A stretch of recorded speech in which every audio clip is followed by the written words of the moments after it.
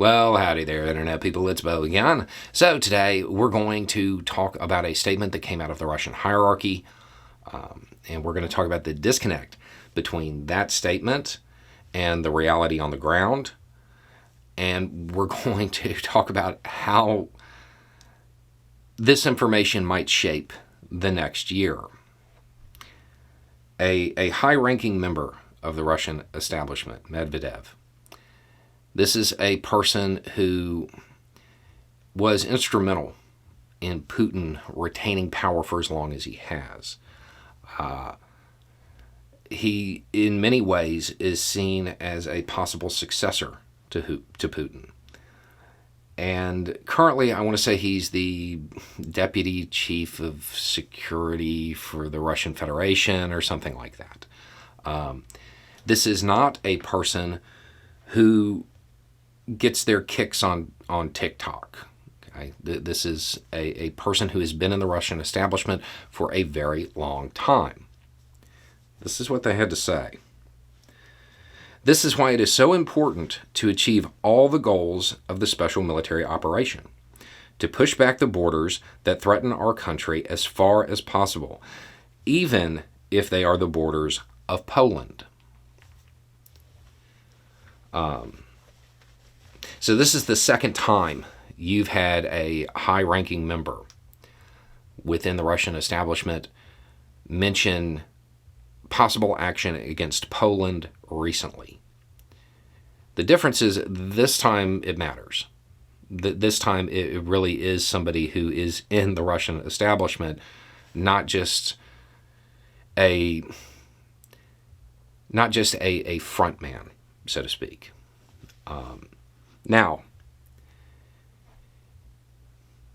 this individual does know that they're a possible successor to Putin, so their rhetoric has become a little bit more hawkish lately. So it could be written off just as that.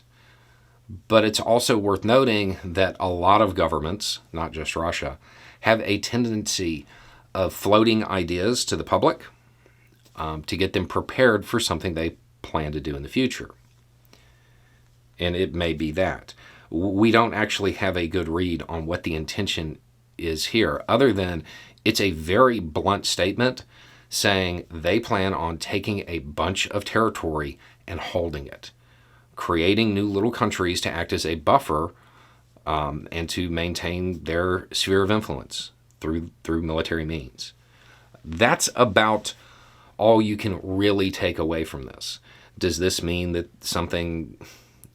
that an action against Poland is imminent? No, it doesn't. But it's just one more thing where Poland is showing up in the future plans of the Russian administration. Okay, now here's the flip side to this.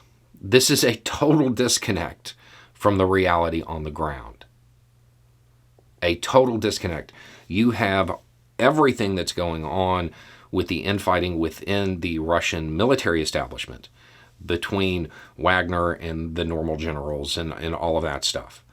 I know that they've put that to bed or whatever, but not really. That's right underneath the surface still. It also is a disconnect from the realities on the ground. The latest British intelligence assessments suggest that Russia has adopted a new strategy, and that strategy is to degrade the Ukrainian military over time, meaning rather than try to maneuver and take more territory and drive towards the capital, destabilize the national government or something like that, they're just going to try to consistently weaken it so eventually they can move forward. This is a strategy that has been tried a few times throughout modern history. It tends to not work, but that is the current assessment, and it may not be a strategy so much as a lack of options. They may not have chosen to go this route. They just may not have the capability to maneuver and drive forward at any substantial rate. This indicates that The war in Ukraine, from the Russian perspective, is going to go on and on and on, and they are preparing for that. The idea that the Russian hierarchy, those at the very top, are so disconnected from the realities on the ground that they're setting conditions for a second war when they're not moving ahead in their current war is mind-boggling. And it shows how separate the life of the Russian establishment is from those on the bottom, from those who are going to be tasked with degrading the Ukrainian forces. It's one of those conditions that historically, well, let them eat cake. Those at the top literally do not understand what's happening in real life because they're so insulated by yes men. That's a concern as far as the length at which this can go on. Because if they are that insulated, they don't understand how poorly things are going. They don't understand what appears to be this strategy shift, which again may not be by choice.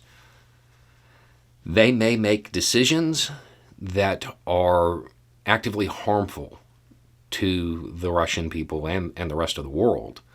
And it may create a situation where there is more support for a change inside of Russia. Again, I do want to point out the Russian military does not want to go into Poland. That's a horrible idea. But the open acknowledgement of a desire to create more buffer states, to engage in more land grabs, is a little jarring, especially given the previous establishment line from Russia of, oh, well, this is really just about getting rid of bad people or whatever, all of the different ways they've tried to frame it over the last year. They have always kind of stopped short of openly admitting that it was a land grab. Pushing back the borders is by definition a land grab. It is by definition empire building. And you have a very high-ranking person within the Russian establishment saying, hey, this is the goal.